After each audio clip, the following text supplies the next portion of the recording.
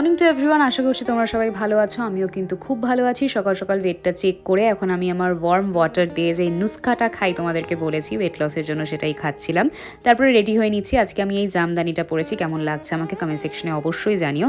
আর কিছুদিন আগেই এই ব্যাগটা কিনেছি, তো ভাবলাম এই নতুন ব্যাগটাই নিয়ে আজকে স্কুলে যাওয়া যায়। এর মধ্যে একজন কালকের ব্লগে আমাকে বলছিলে, দিদি তুমি তো এখন গানই গাও না, সত্যি আর ভালো লাগে না, তোমার গান অনেকদিন শুনি না, খুবই মিস করছি। তার জন্য ভাবলাম একটা ছোট্ট দেখে গান গেয়েই দিই।